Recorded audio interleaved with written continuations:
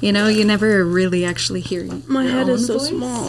So it's weird. I know, that's the thing, is I don't wear them, and sometimes I wonder, like, maybe I am the worst for it. Yep. But at the end of the day, Nothing happened. It's all fine. Look what I got. Because Lydia got it. Isn't it Sounds beautiful? really nice. What is it? It's It was an investment a really pretty anatomy book. in her And I future. really like all the drawings. So I'm excited to learn some anatomy.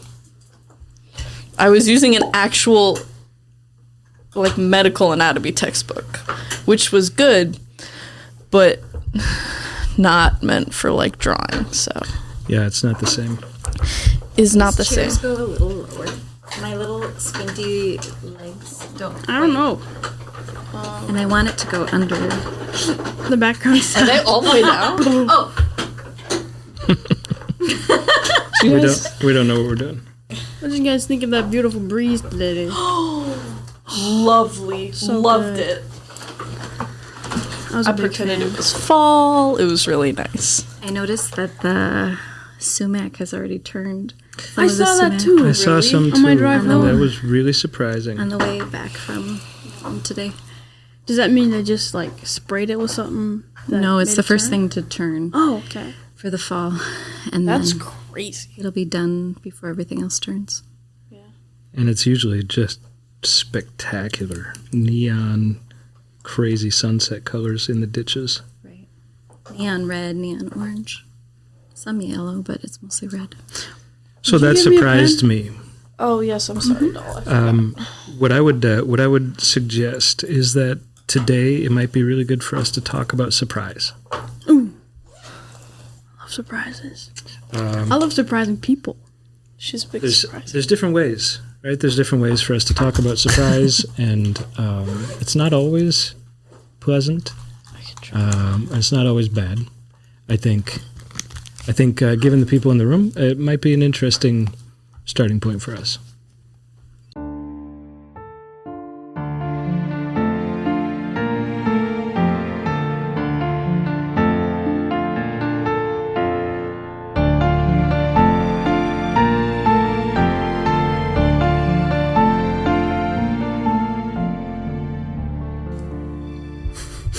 You okay there? I'm doing With the good. headphones? Yeah. Take some hardware out of your ears. If I must. Just those ones. Just those ones. Um, I can manage with the rest. Yeah, it kind of fits over Introductions mine, even though like would mine be are big too. appropriate. Yeah, see, these are so... So You've got why a don't you sleek just build. jump in? Mine are Yep. thick. Who are you? My name is Claire, All right. and And that. yeah, What I mean, anything else? I'm going to be a junior at Bethany, and I'm studying psychology with a special education and Spanish minor. And I like to be around people a lot. Yeah, I don't know. I like to. Yeah, and I like being outside. Norah and I have gone on a lot of adventures together. And what else do I do? That was great. That was Well done. Thank you Yeah, so that's much. I like the sky when it's not 'Cause- blue. Actually, I like when it's blue too. I like it all the time. Just in general. Yep. Yeah, I mean, an introduction like that is kind of impossible because a human is so much. Right, exactly. But that's enough. You Okay. For now. did. You did good. Thank you. Moving on. Who are you? Well, I'm your sister. Oh, does my sister have a name? Yes. Sister. So it's tricky because you call me Mandy, but clinically I go by Amanda. And so if I'm going to introduce myself to someone, then I'm Amanda Gerdts. So if I'm introducing myself to the audience, then hello, I'm Amanda Gerdts. I had a Interesting. conversation with my So brother. I ask you, who are you? And your answer is essentially, well, it depends. Kind of. I mean, I'm the same person in the variety of situations, but I'm addressed differently depending on how you're addressing me. Are you addressing me professionally, clinically, or are you addressing me socially? Is generally how it goes. Yeah. Or if you know me through my husband, then you will know me as Mandy. If you know me when I was a child, then you would know me as Mandy. But I introduce myself as Amanda. I prefer Amanda as an adult. But I'm perfectly fine with Mandy. Everybody's wondering, like, what should I call you? What should I call you? And the truth is, it doesn't matter. Whatever feels right to say. Do you ever throw a Mrs. in there? No. Not really. No. In fact, I'm going to be teaching at MLC next year, and they want me to go by Professor Gerdts. And I was like, oh, I don't know about that. How about Amanda? Yeah. Who are you? I'm Norah. They already know who. Well, hey, if this is your first time, Welcome. thank you so much for being here. Thanks for reading. Yeah. I'm Norah. Do You they got that right. read? Yep, they're readers. We call them feast readers. Oh. I think don't one of actually us read. misspoke one time and It's stuck. Yeah. Yep. So I'm an avid reader. thanks for the emphasis. It's stuck. Who are you? I'm Jason, and right now I'm a cobbler. I'm Selling a shoe. currently repairing my sister Amanda's shoe, her leather shoe, with gear, equipment that we have in the sculpture studio. We do a little bit of leather work in the sculpture studio, and so I can do this Yeah, I walked in and simultaneously. I said, I'm sad. My shoe is broken. And he said, oh, I can fix that. Okay. Don't you worry. Those are good What shoes. are Big Brothers for? Exactly. Only Well, that. generally not shoe Fixing repair. shoes. Nope. Generally, Shoe generally repair. not. But it depends on who your big brother is. It depends. Yes, context matters. It depends. So, what do we think about our surprise You're the only one. concept? With a surprise? The Big Brother. The Big Brother. Sorry, I was still on the Big Brother. I don't have one. I have no sisters. don't I have only one. have brothers. have So none. that's all I know. Zilch. Zero. The concept of surprise. What do you think of talking about the concept of surprise? What do you guys think? That's right. They're the hosts. We have to answer. You go first. I thought I was supposed to answer the question. Well, Then I don't know. Ask them. Claire, you like surprise a lot. I Why do do. you like surprise so much? I think it's fun. I don't Okay. You know, when we were little kids and like there'd be an early out, those are my favorite days. Like when the day would get all helter skelter and you had to just flow with it. Yeah. Big fan of that. And like I like to go visit people and surprise them. I don't like telling them like I'm just gonna show up and they're gonna love it. That's what I'm into. I like, I don't know. There's just something about. I think it brings me joy, so I always think it brings other people joy. I'm not actually sure if I should keep that like mantra about surprise, because maybe people don't like it. I don't I've heard know. People say they don't like it. Well, but I think it also depends whether you're doing it or you're getting surprised. You know what I mean? Very different things. Why do you think people don't like surprise? because they like to know and being a troll. Control. Well, I think that's real. Oh, terrifying. That's real. Well, it also depends on the context of what most of your surprises have been. Great point. You know, if you don't have a lot of experience with surprise being a positive thing, That's then it's true. hard to have that framework, that mental framework of surprise is good. The majority of surprise that I encounter is not positive surprise. You know, we haven't really talked about what you do. Sure. So you said professionally, right? What? How professionally? So I'm a marriage and family therapist. I own and run Footnotes Counseling Services here in Mankato and New Ulm, and we specialize in trauma, specifically complex trauma. We do kind of the things that nobody wants to or knows how to do. But we love everything that is kind of considered untreatable. So that's what we do. Specialize in sexual abuse and military trauma. Anything that's life threat trauma is kind of our jam, which is unfortunate that we need people like me. But I think it's wonderful that I'm glad that you're here. there are people that know how to do this, Yeah. and people who want to learn. That's really important, that there are people that want to learn. Okay, so that helps us with context when you say, I'm not just your sister. well, yeah, but the surprise thing that Right. you deal with surprise that isn't delightful. Right. Right. And being out of control isn't just about being a troll. It's I didn't say troll. Oh, it sounded like you were going to say troll, right? Mm-hmm. That the stakes are different when your body responds as if the world is crashing. Right. And when you have it's the unresolved same kind of like adrenaline and stuff and Right, Yeah. right.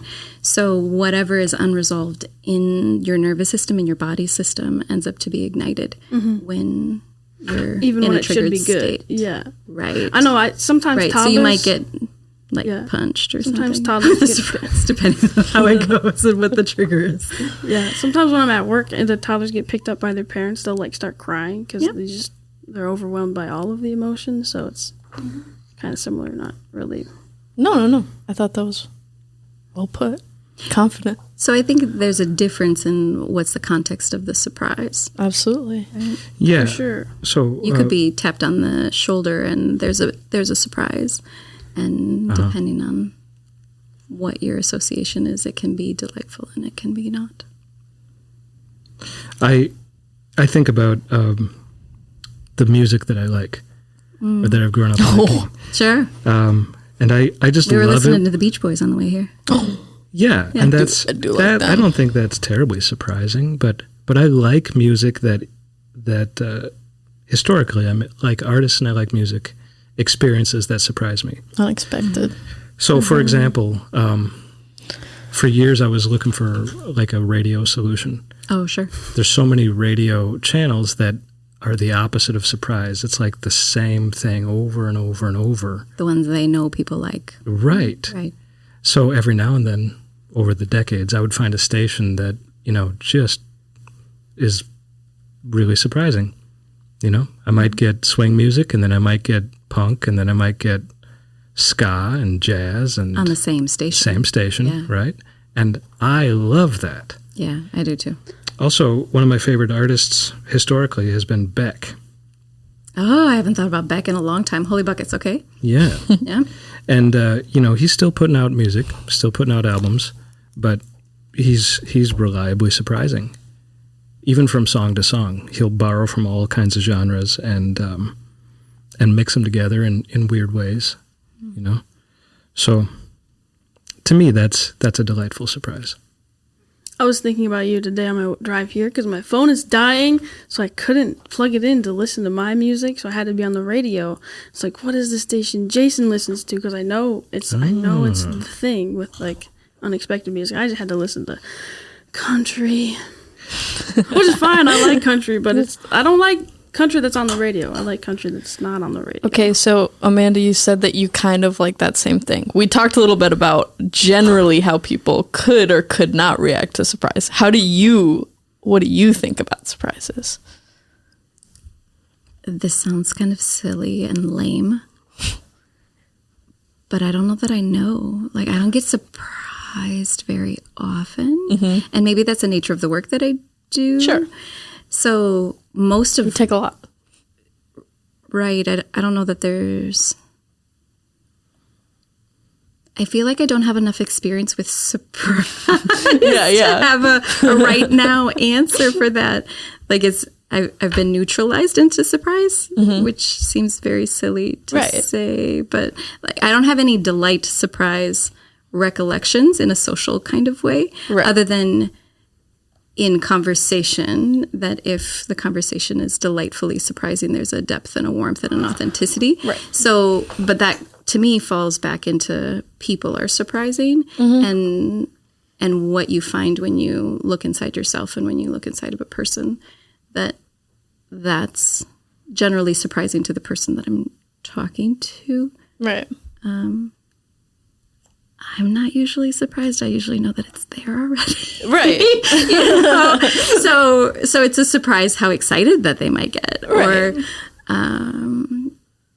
But Yeah, but let's I'm trying to shift context, are you surprised that you bought a Jeep? yes. I'm surprised that you bought a Jeep. I'm surprised that I bought a Jeep. So for you listeners, readers, I'm sorry. I got into a car accident with a deer last year and had a a decent concussion out of the deal and totaled my car. And me being a brain geek, I was trying to figure out how in the world do I work with and heal my brain. And in trying all sorts of things and needing a car, I have always wanted a Jeep that you can take the top off and,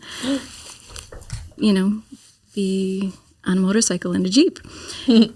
And I figured I would never do that because they're expensive and I don't buy expensive things.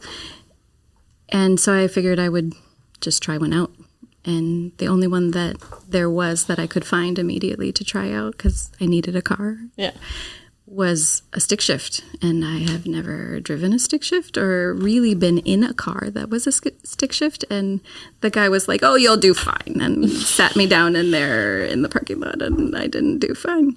So I bought a car that I couldn't drive. And the first time I could drive it, I was delighted and surprised. And then the second time, I'm pretty sure I was completely frustrated and in tears because I couldn't get the thing to drive the second time. Yeah. And now I drive a Jeep, and I know how to drive stick, and my brain feels mostly better. But there's been a lot of What a journey. things along the way. Yeah. But So there's a surprise. there's a surprise. You were on the road to saying you're not really surprised anymore. I think it probably depends on the context. Yeah, that's probably true. That's probably true. It surprised me that I allowed myself to do it. I have a really deep sense of responsibility, and so if it feels frivolous, it doesn't get done. Mm-hmm. And I could justify it in it being fun for the sake of health. So, Claire, Yeah. could we talk about your email? Which one? The one that you publish. The Monday The email. email The clog. list. The Claire blog. I don't like the word blog. It's gross. So we It's do a gross clog word. instead. Yeah. Okay. Nora does clog. Just me. Well, here's the thing. Tell us about it. What I haven't is sent this? one out in weeks. But It's the summertime. have you noticed that I'm asking about it? Yeah. Please ask Will me you? about it. Okay, I just did. Would you tell us the nature of it? Well, the why behind the what. on January 13th, it was a Monday, and I was in one of my 8 a.m. classes, and I was kind of just sitting around, and I was bored, and I was like, I could just send a silly email. Like, Mondays are kind of blah, and maybe I could make people's Monday better if I send a little email. So I picked like 13 friends, and I'm like, hey guys, and I put a little joke in there. I was like, hope you have a good day. And then I sent it, and then at chapel they were like, that was so funny. And then the next week I was like sitting in the same class on a Monday morning. I was like, well, this is boring again. My friends liked the last one I sent, so I sent another one. And then it kind of just started becoming bigger, like more people, and then deeper. And then I like added Jenna Thompson to it because she was a homie. And then then Jenna was like, Jason would like it. And I was like, oh, okay. She was like, Sarah would like it, like Sarah Bladel. So I started adding people to it. And now the list is up to like 120 or something. Something crazy like that. Yeah, and I asked a bunch of people from Walmart if they want to be on it. But I just, what do you want me to talk about? Like what I I think that's... So give us a clue about the content. If we're not on the email list, help our listeners or readers understand what it is. Okay, the most recent one I sent was about sharing, which I was toying with the idea that I think some people are uncomfortable with sharing because they equate it with what sharing felt like as a little kid, like something gets ripped away from you and sharing doesn't bring joy. So I also feel that a few of my friends are worried to show me who they not who they truly are, but like worried to show me the bad parts and the parts that they think are ugly because they think that if they share that, it's just something that won't be loved or something. Anyways, so I guess I just kind of do a deep dive on a thought for these emails, and then sometimes I make them a little bit more discussion based, and some people will reply, and sometimes I walk past the teacher in the hallway and they're like, that was a good one. And I'm like, thanks. And that's it. And I don't know. Amanda told me to send them to her if they're important. She said, that must be a really hard distinction for you to make. I'm always like, that's wait, impressive. Did I cook? And I'm like, maybe I'll add Amanda to this one. I like them. I think it's fun because I think they started almost around the exact same time that you started this. And so I think of that time and I just wonder, like, what was in the air? Like, two of my lovely friends discovered this new medium, I think is what I think of it of. We talk about the podcast as a medium a lot, and I think the clog is also a medium of like a new way to share thoughts and ideas. You know what I mean? Mm-hmm. And that you depth, like it sounds like exactly, absolutely depth, especially death. Death. Yeah, there's a P in there, especially for you. I think it's good. It's sometimes it worries me a little bit because I'm kind of opening myself up to let 100 people read about some things that very I think brave. about. Yeah, I'm like, and then I don't know. I don't know what I want from it right now. I'm figuring out like if I want to send them weekly still, or if I want to make it like physical, like have little copies somewhere, or if I want. There's so many things to think about, and what I need from it, and like I don't want it to be random because that doesn't seem fair. Because I don't know. It's up to you. Sure, fair to who? Fair to people who get it, maybe? Like, I don't know. Well, I think that was going to be my next thing is like I've been running every day for a little bit now. And I was talking to my sister. I'm bad at running, very bad at running. But I do it because like you're in good company. It's like a good exercise and I want to be outside every day. And my sister, who's really good at running, I talk to her about it sometimes because it's really interesting. It's always interesting to talk about something with someone who's really good at it and really passionate about it. So I was talking to her about it and she was like, I think it's great that you're doing this, but you need to always be conscious of knowing when the thing doesn't serve you anymore. And I was like, oh yeah, that makes a lot of sense. Like right now it still feels good and I like doing it and it feels like a part of my day. But like thinking about maybe in the future of like, this is not, sure. Does it become a have to? Right. Versus Exactly. You don't want to is put it yourself a pressure through. cooker? Right. Yeah. And so instead of sometimes an invitation. And exactly. Part of it too is sometimes they take me a while to write. They're very in depth. I don't have the time right now, especially not on Mondays anymore. So now maybe I switch the day up. Then I got to figure out. Right. I don't know. Well, it became something that you didn't intend for it to be. Definitely. Yeah, and now there's more, like it carries more weight, kind of, but it doesn't have to. It doesn't have to. We put the weight on ourselves. Exactly. Right? Yes, exactly. Yeah. Do you look at it as a service to others or a service to yourself? Maybe both. Because, I mean, people... What did it start tell out me as? A joke. Which is a service to others, I think. Right, yeah, I don't know. I was bored, and I wanted you guys to know. Well, it's mutually beneficial. That's what it started out as. exactly. I had a need, I think it and I still is, figured And remained. Yeah. I don't care if it's Monday, Thanks, Jason. just so you know. But I do care that it's your thoughts, Yeah, right? right, So the Monday schedule is a superficial aspect of this. right. But the authentic sharing, I think, is really special. Yeah, I've been impressed with the ones that you've shared with me, and I appreciate that you don't flood me with it. Nope. That it makes sense to you. That I didn't want to be flooded with information and other emails because I do end up with more than I can handle as far as content and just quantity of things that are on my plate. That's another thing. I didn't mean for it to be this No. like you have to crush it in order to No. share it with Amanda. Yeah, other people have told me it like makes their inbox nice to open because it's like it's not an email from a company or it's not about homework. It's just kind of refreshing. And you ask nothing of people except to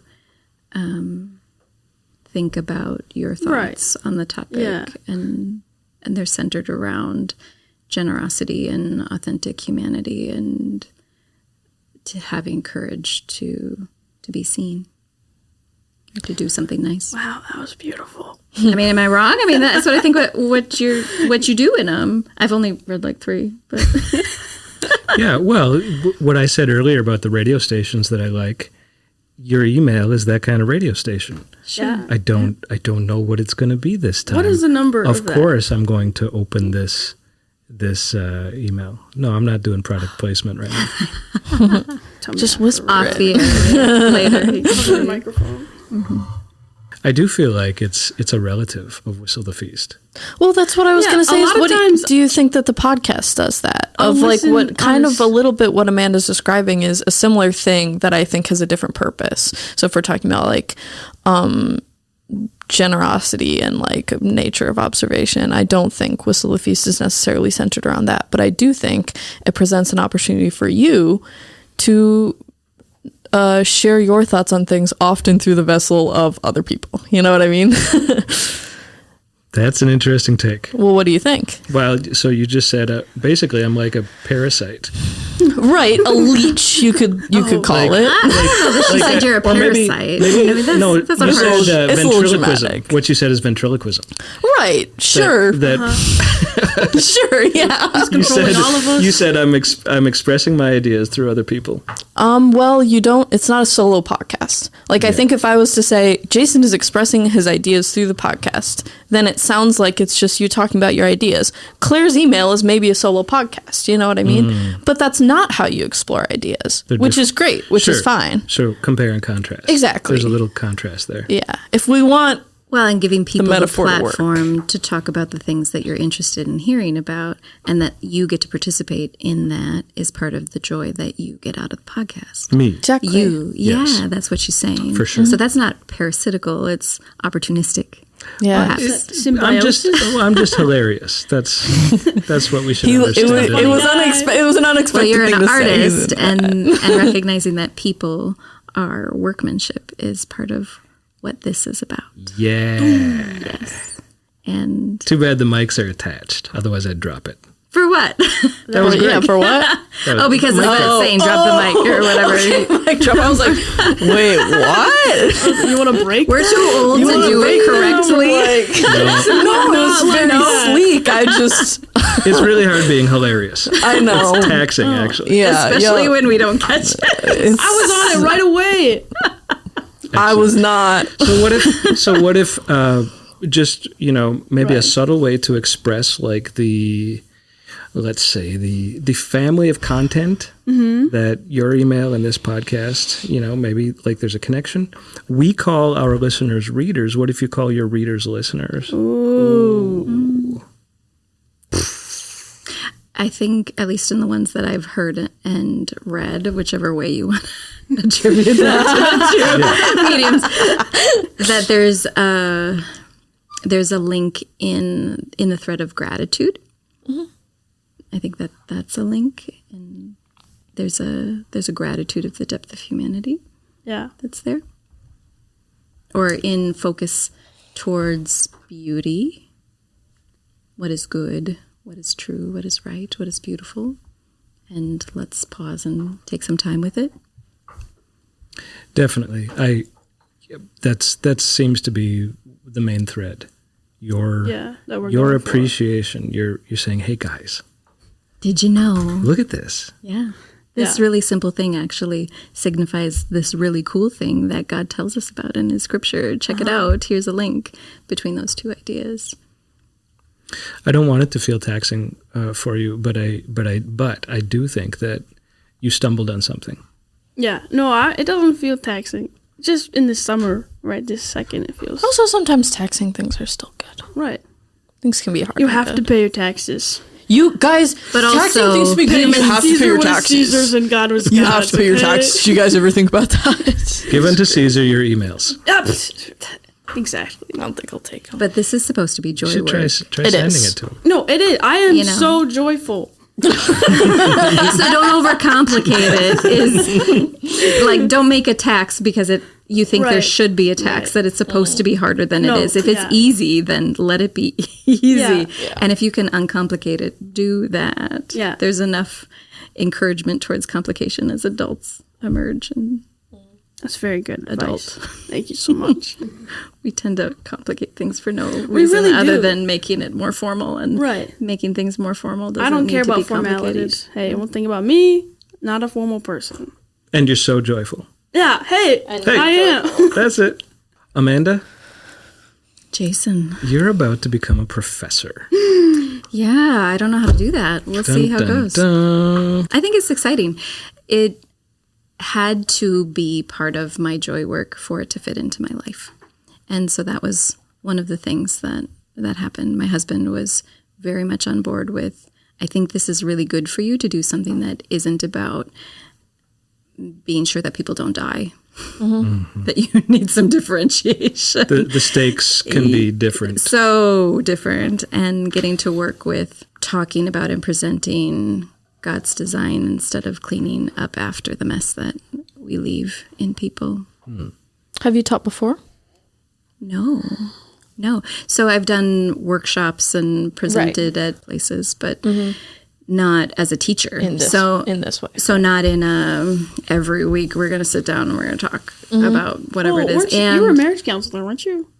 I did pre-marriage. Counseling. I do marriage counseling. No, like therapy mind. and teaching are very different things. Okay. Very, very different things. I suppose there are therapists that run it like they're professors, that run it like they're teachers. That's more psychoeducation, and psychoeducation isn't therapy. They're different things. They're different categories, and there's an appropriateness to having psychoeducation as part of therapy. But therapy in it of itself is more like art. Right. Also very different context, even if you are. Right. Okay, so you've never been a teacher. Never been a professor. I pulled you off of or that. teacher. Yeah. That's very exciting. How's that feel? If I was prepared, it would feel better. If I was prepared. Right. But I like things done well, and so I don't know that I'll be satisfied about being prepared. Right. Anyway, I would like to have my textbook read. Like, that's a minimal standard for being prepared. And I'm getting there. It'll get done before the semester starts. But in general, to answer your question, I'm excited. I think it's going to be fun. And because it's at MLC, I don't have any concerns about applying scripture and adding on wonder into the stages of its life development, so human growth and development from birth to death. And, there's not much that we don't cover as trauma therapists that are outside of the bounds of birth to death. Yeah, so there's quite a bit that I know about that. So you feel qualified? Complicated. It's complicated in that I think I'm supposed to care more about what the text says. And the text does a decent job in a lot of ways. But they hired Amanda Gerdts to teach this class. And I think it would be a disservice to the students and to the college if I don't show up with my knowledge base and what I know and be lights in those areas. And so I'm trying to figure out, how do I balance doing right by the content that I'm in charge of, and doing right by the content that I'm in charge of because it's what I bring to the class. Yeah, absolutely. And I think I function more like you would in a classroom, in that I would want to let it organically happen and work with what is in front of me as it relates to the text, and spend less focus and less time on the who of the theory and the time frames and the vocabulary. Yes, all of the rote recitation pieces, I'm not super interested in them being able to apply compared to the concepts and the application of real life, both from their own historical stance and moving forward. How can this apply both to their classroom and to being good humans as they move forward and will become the leaders of the next generation in the Wells. So Right. That sounds a lot like your philosophy on education as well. They can't see who you're looking at. I'm looking at Jason, the only other teacher in the room. Philosophy on education. Claire, that sounds a lot like philosophy on education. Hey, next thing you know, in like a month, that's going to be the Monday email. My philosophy on education. I bet you do have an opinion about that. I do. Yeah. I wouldn't mind that. Could you unfold what you mean by that? Well, I mean, everything she's describing of like, I want to know the material, but they hired me to teach the class. Yeah, that sounds like my So words. it's a combination of like knowledge, which is I think a little bit more distant, and then personality or Like applied wisdom. craftsmanship. Yes, applied wisdom, craftsmanship, exactly, which is a little bit more maybe personal to the audience. And trying to help percolate that applied wisdom and finding their own, right? I mean, it's not about what you as the professor bring in. It's also about what you can help the students find inside themselves. And I think that's really important for teachers to do. Absolutely. If we're just teaching them how to answer in the ways in which we know that they know what the textbook says. Right. That doesn't actually guarantee that they understand and can apply it in a real world situation. Right. So, But that takes time, and your course, you're new, and your course is part of a progression. correct. So students need, The scaffolding to be able to move on to the next steps. there you go. Right. Right. And I don't want to flood or overwhelm anybody, and I can kind of do that because I'm a trauma junkie, and I don't want to do that. Like in Cheetos? this- Kind of. Yeah. So, Sorry, just thinking of things that you've compared to this podcast and parasites and, you know, Cheetos and trauma. Really, just beautiful metaphors flying across the table today. Yeah. Also, I mean, still, yeah, it sounds like you. Why do you guys even teach like that? You know what I mean? Yeah. Why do you guys What's even with do that? that? why doesn't everybody? You have the same Well, parents? yeah, that's kind of what I'm trying to figure out. Is I think it's really good. I think it Yeah. makes a lot of sense. Like if we're, especially when we're talking about college, and you're like, You can read the text yourself. exactly. Like real. we're in the last buffer between like you as a student and you and like the World. The world. So to me, applied knowledge makes the most sense. Of like you're supposed to be able to solve problems. And So- critically think about it from multiple perspectives Right. and look inside for how do I work with the content and not just what do you want me to be able to Exactly. say to you about the content. Exactly. And I think when we talk about that, there's also like a depth of knowledge of yourself that you figure out, which is That you have like, to figure out. Exactly. You're required to solve a problem. So you have to know, like, how do I think? How do I learn? How do I think about my thoughts? that. Metacognition. So it's like all of these things that I think that's great. But so and it's why a human skill. It's not just from the world of mental health. This is about humans right being human. applies to a lot. What's your train of thought here? Nothing. Just like I mean, like I said, like Why isn't everyone doing why it? isn't everyone doing that? But does it work? I think the idea is like, okay, that doesn't work in everything though. Right. If we're teaching mechanical engineers, like critical thinking is great, but I really want you to know how to build the bridge my car's gonna be driving over. Like, please do not. Like, That's right. it still requires creativity. That's but right. There's also knowledge So involved. it depends. And Right. I think one size ought not fit all. Standardization is not Grouse. well But in there's a some place for it. yeah There's in a place some for it. realms it makes a lot of sense. Yeah, and you do have to be able to test out of the knowledge base in order to be able to have enough of a base knowledge to apply it in creative ways in general. If you're going to apply it in complex creative ways, then you have to have enough density of that knowledge base. So you do That's have right. to build up to it's kind of like in Japan, when they teach pottery, you have to do however many thousands of cups before you're allowed to do the next one. So there's a place for that. I just know that's not my place to teach like that. Right. And so if everybody taught the way it seems like we teach, Well, we don't know how I teach yet. Yeah. Well, stay We're tuned. getting there. but if everybody year I the can thought tell is you. there. but if everybody did that, there would be no foundation for Right. us to work with. Right. I'll admit that I love the sort of complex, very personalized sort of problem solving for people. Yep. trying to figure out your sort of internal invisible stuff. Mm-hmm. And then figure out how to, it's like the old idea of rhetoric, so something makes sense to you, so what? How is there a way that you can be persuasive with it, a way that you can actually get it out of you and communicate it, and that it can combine be useful. it, right? Mm-hmm.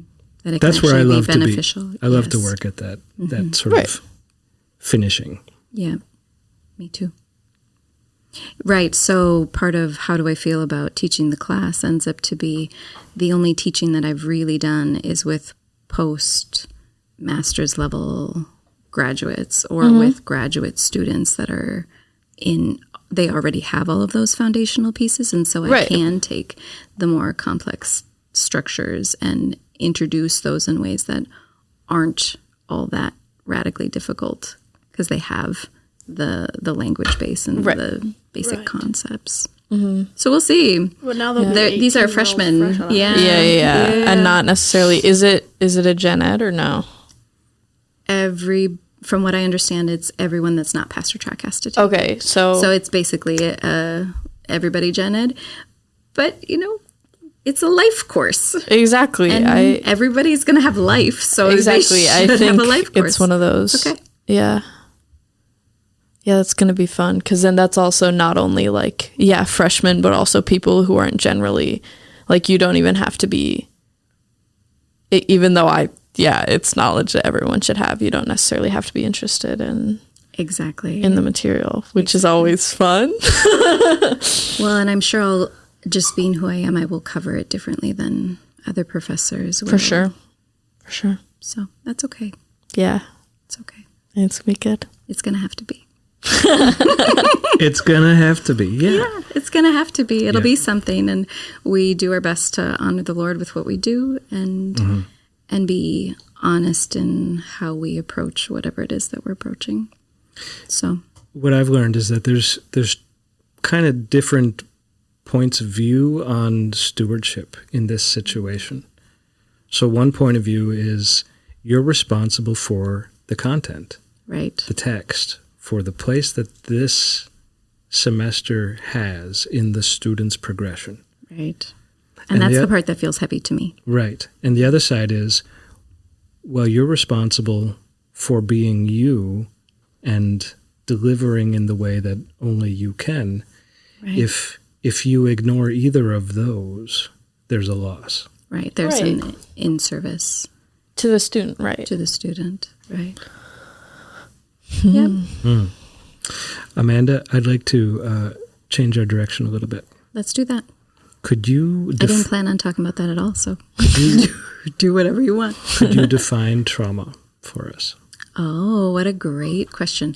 I'm going to ask you guys that question back. What are your thoughts about how people in what you have heard define trauma? Because I think that's also vitally important. What does it mean? You start. I have to think about it for a second. So Jason, think out loud. Yeah. Workshop it so we can hear it. Okay. So because it's familiar, but right, in very many familiar, ways, it's especially lately. Exactly. In the world. In many ways, it's kind of like love. You know it when you see it, but it's hard to make words around it and define it. So give it a try. So I don't know. I think first of all, I'm okay, trauma sounds like something medical, like something that can happen to you, like blunt force trauma. So I think impact. So impact can be physical or it could be, mental, right? So a mental impact, which feels unexpected or bad or scary. So something big, doesn't have to be something big actually, because impacts can be little too. So something impactful that happens mentally? I think big is a fine word.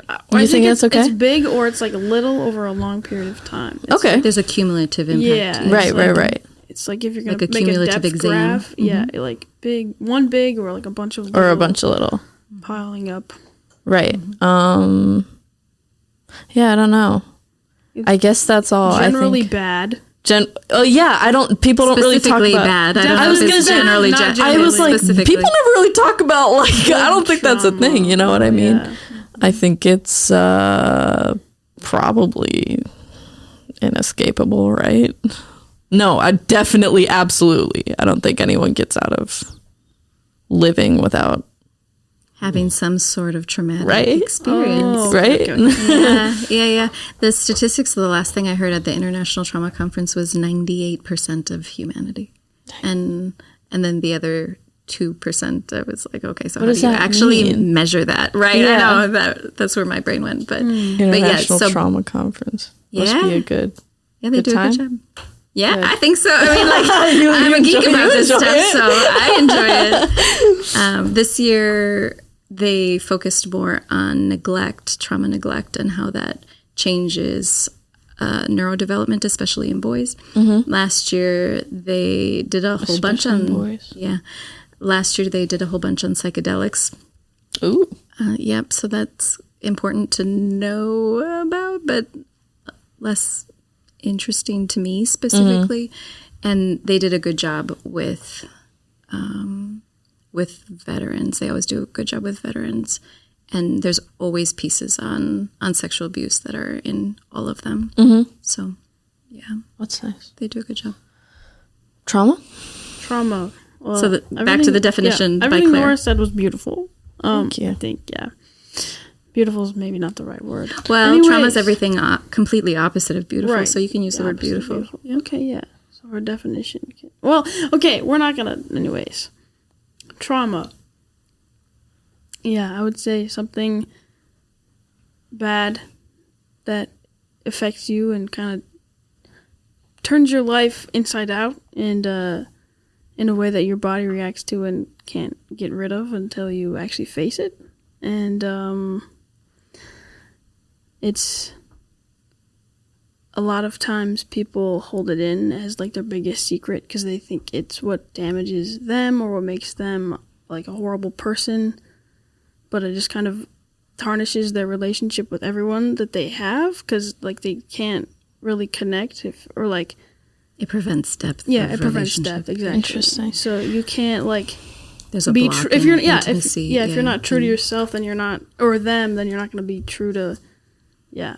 And you can't really be true to yourself if you're not allowed to look inside. Right, exactly. And if you just cover it up with a bunch of scary, Band-Aids, it's right. just not going to do anything. So right. It's like this big, huge piece of you is kind of tearing apart and broken, but it's fine. But it's fine. Don't worry about it. Just don't look over there, and exactly. it's good. Right. And that causes probably a lot of burnout and horrible, terrible. So it's like not diseases, but I mean, diseases. Sure. Yeah. Inflammation, and all of that.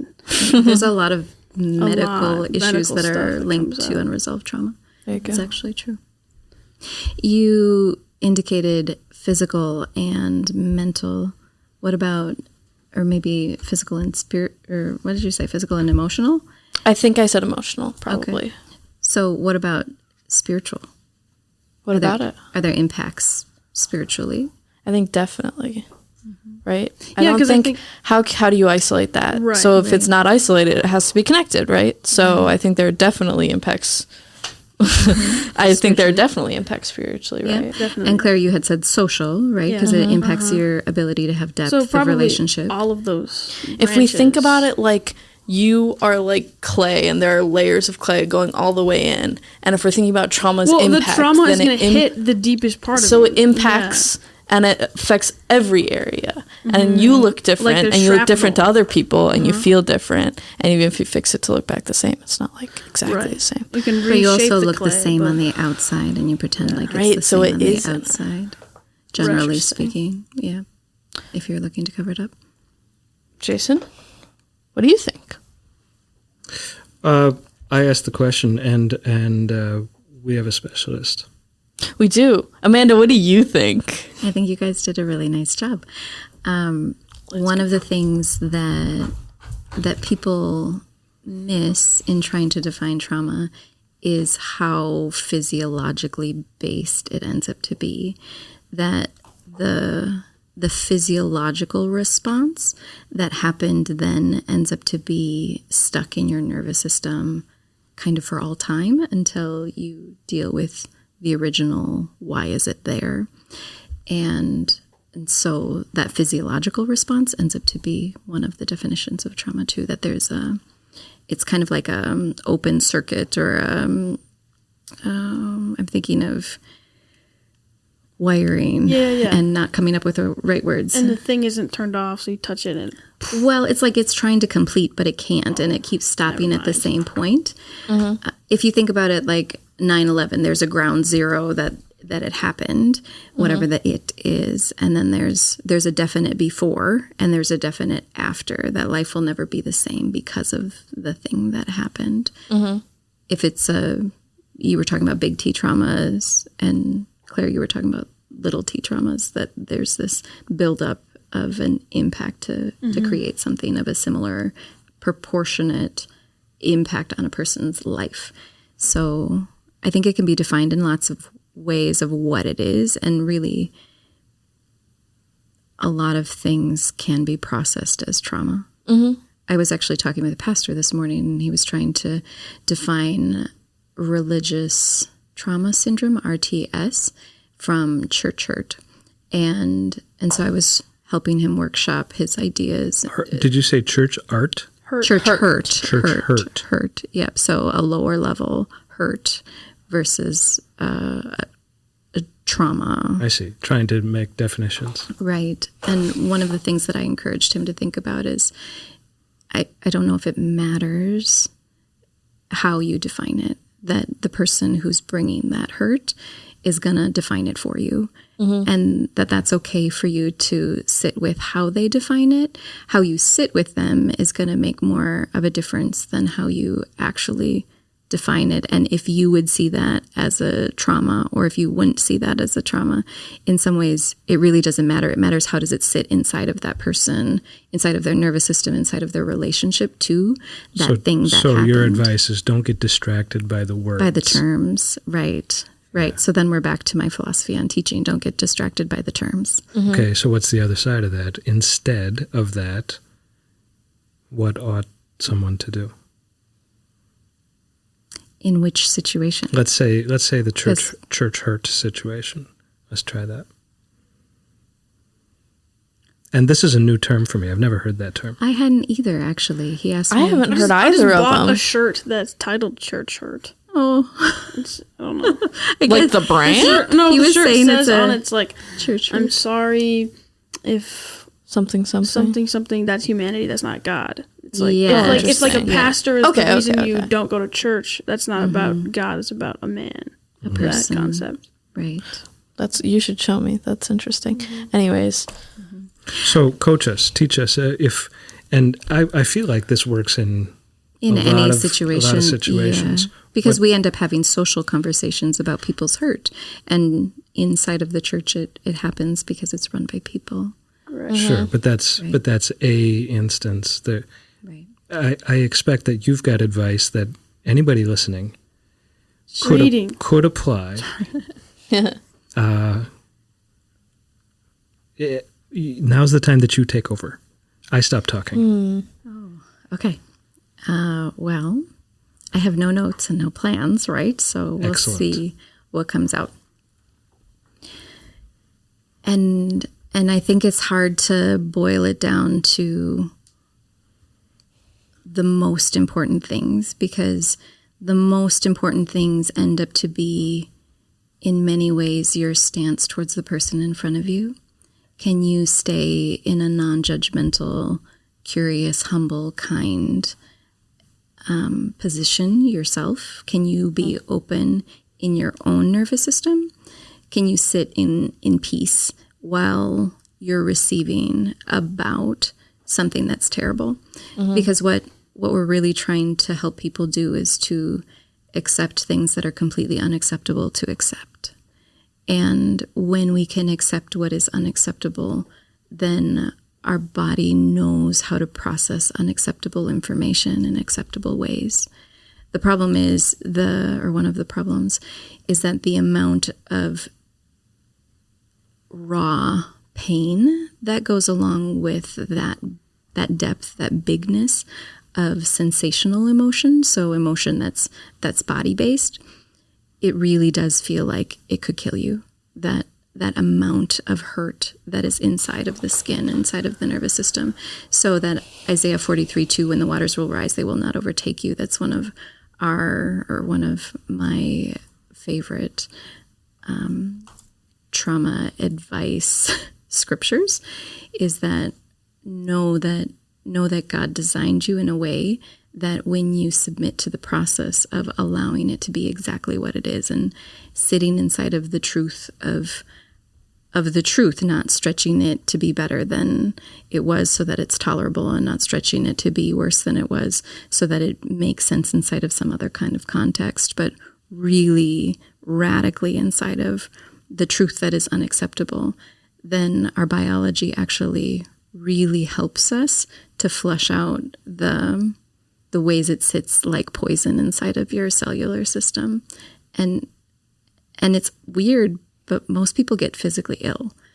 That's normal for people to have a physical collapse that goes along with most people in the world trauma. in their life get physically ill. Yes, I have been physically ill. No. As it relates to as they're releasing old traumatic material. You're saying when somebody addresses, confronts, correct, works through their trauma, yes, they get physically sick. That there's a physical collapse that, in my experience, tends to go along with it. Okay. Yeah.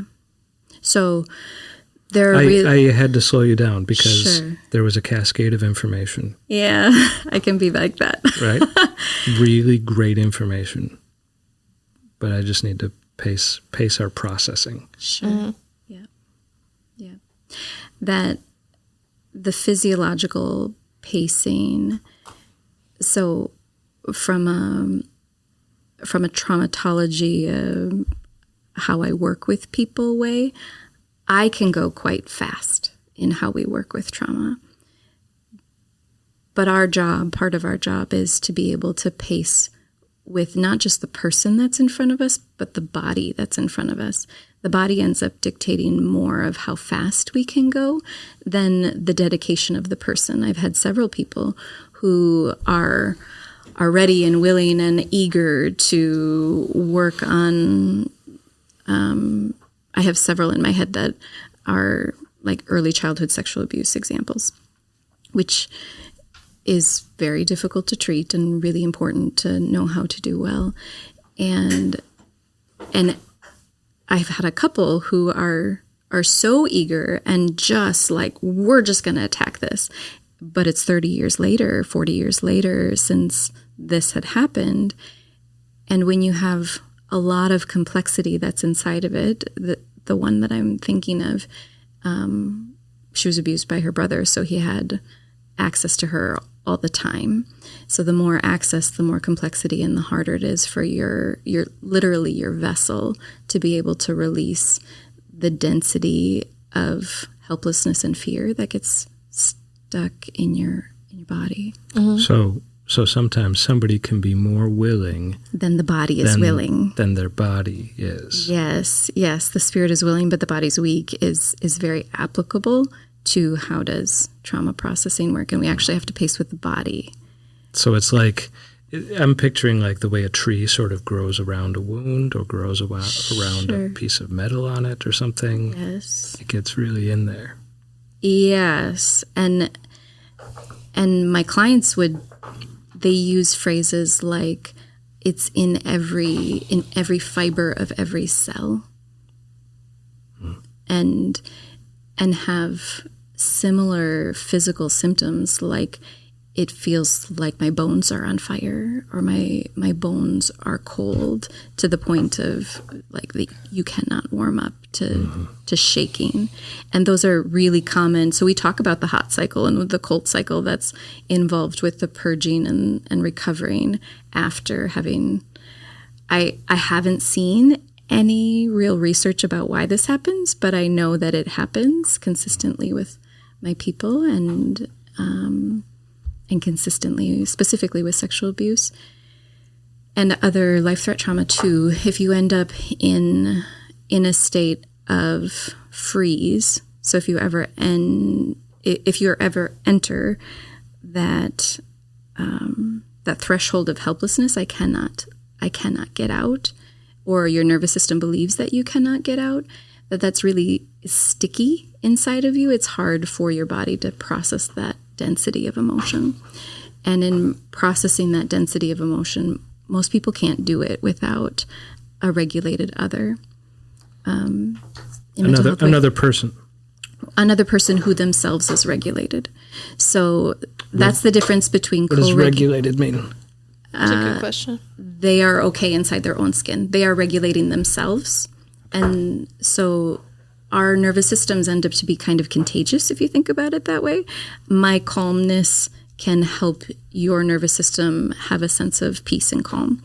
Your upsetness can encourage me to follow you and match your degree of upsetness or your degree of joy or your degree of fear response, that we tend to follow one another's nervous systems in the degree of how are we emotionally reacting, and in ways that are fairly subconscious.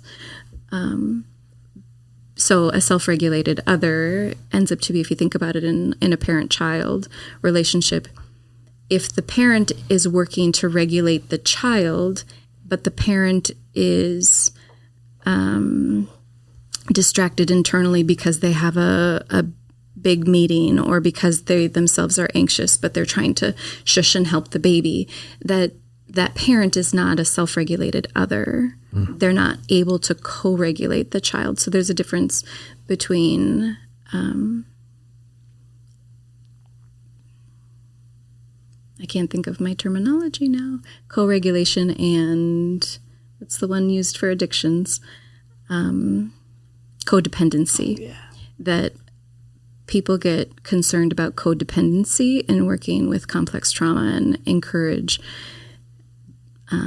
independent functioning in all sorts of ways where that's good and right, but we don't learn as humans how to self-regulate without a co-regulated other in general, which is part of the beauty of why therapy works, because the therapist is the co-regulated other, and they teach you how to self-regulate by demonstrating it. That is a piece of it, that you can't actually teach it if you can't do it. Sure. So if we go back to the mother-child example, that my baby will become more upset even though I'm doing all of the right technical things, if I am not regulating myself. If I put on my own oxygen mask first, if I regulate myself first, the baby will actually follow my lead. That was a metaphor, the oxygen mask. Right.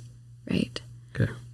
And that happens with trauma processing. It happens with friends. So if you're trying to figure out, because you asked this in relationship to friends, just being good humans, if you can put on your own oxygen mask first, regulate yourself first, calm down first, then it's significantly easier for that person to work with whatever is unworkable. And you can have a conversation about depth things that it's not therapy, it's just a depth of conversation that is more tolerable because you're emanating that it's okay to be received in such a deep way that I can handle that depth. And people's nervous systems will respond to your depth. And that's true with therapists too, that I'll get people that come in and say, yeah, I knew I couldn't work with that therapist. And so I'll ask, well, like, why? How did you know? Well, I just knew. And so you get a little bit more into it and like, okay, I can see why you were concerned. But a lot of that has to do with, as the person being the receiver, and right now we're talking about a therapist, can you hold the space for that density of emotion? Can you hold that much pain and still stay calm? It's a lot of unspoken stuff. Right.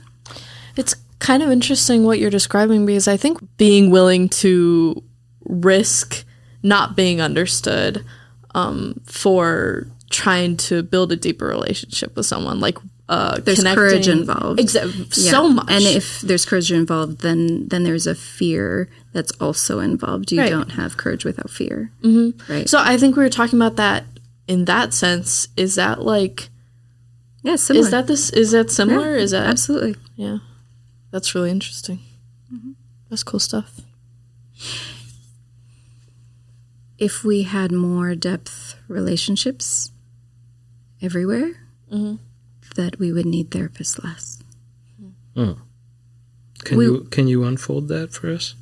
Well, we would still need trauma therapists because it's very complicated and specific, but there's a lot of goodness to be had in simple, not easy, but simply having real, authentic depth relationship. When I can be seen and valued and heard as a human, then my insides will calm down and my need for someone like me slows down. So I'm putting something together here. You know, a lot of what you're talking about is nonverbal cues in the room, kind of vibes, and that doesn't. That's not the trauma work necessarily, but let me finish. Okay, sorry. That doesn't necessarily translate on a Zoom call. Correct. Doesn't necessarily translate. We can't felt the same. Mediated environment. Right, on a Zoom call. Now, that doesn't mean you can't work, you can't do some stuff, but broadly, we miss humanity. In terms of relationships and friends, there's a lot of mediated sort of interaction happening. Making it perfect. Or separate. No, separate. Separate, yeah. Not in the same room. Sure. Right? Yep. People listening to us right now, right, are listening through a mediated medium. Set of devices. Yep. And they're not in the room with us like we are with each other. Well, and I think there's an even bigger, maybe like cultural discourse if we're talking about how we approach friendships right now, even in the course of how social media.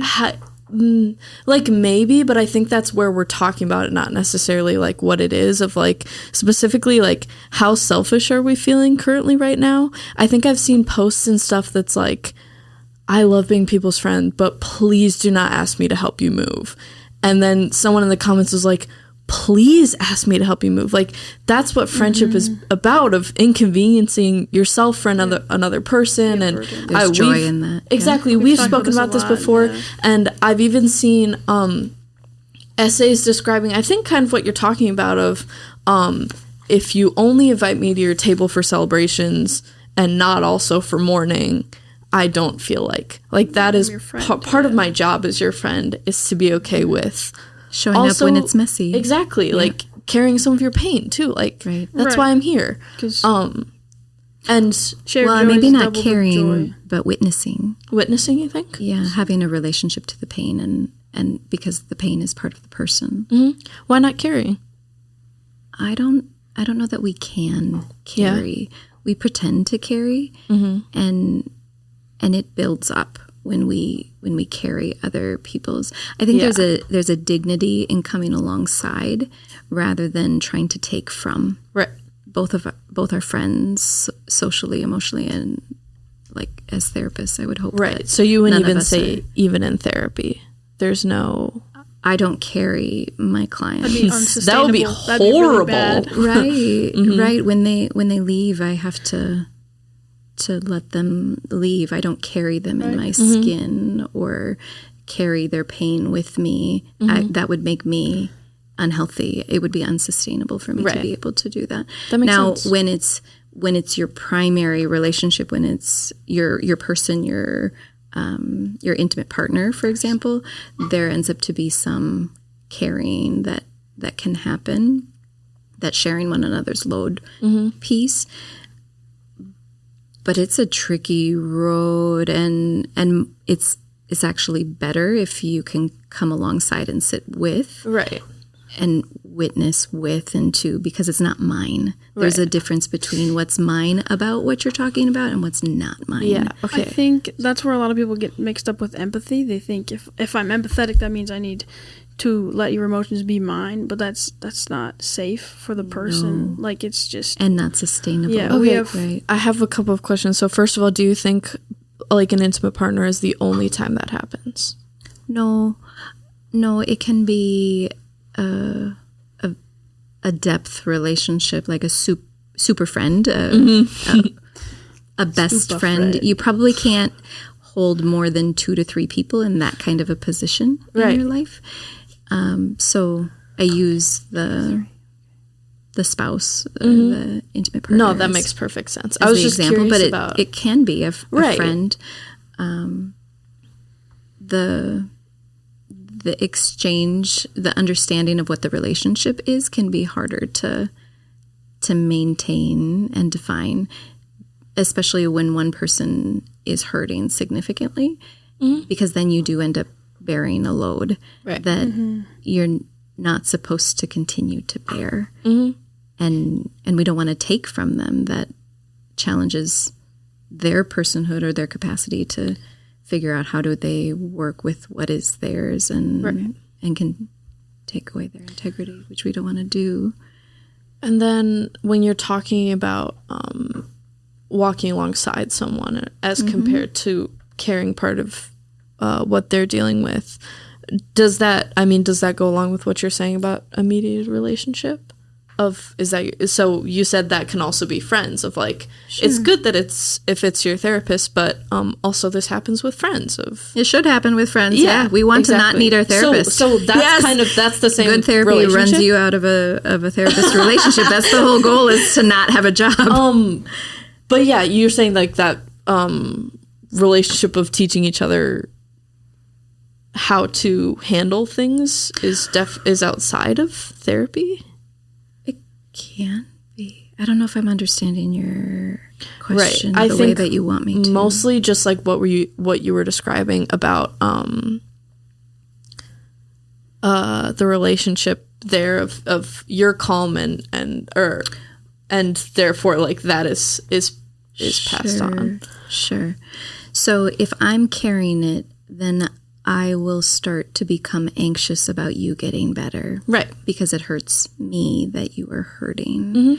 And that's part of what we want to try to prevent. Right.